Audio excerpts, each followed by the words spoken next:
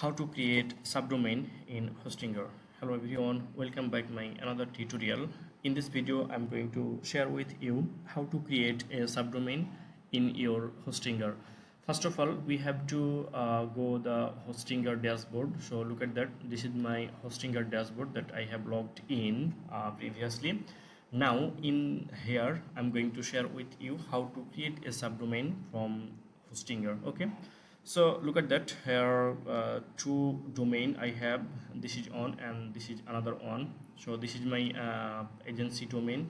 From here I'm going to create a subdomain under this domain. Okay, now we have to click the manage button. Look at that, here is manage. So click on manage and we have to find out the manage site, and look at that, here is manage site. So click on manage site and then we have to find out the domain. Look at that, here is domain left side.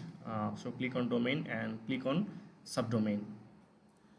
When I click on subdomain, then look at that, here is an option subdomain name and dot our main domain. So right here your subdomain name.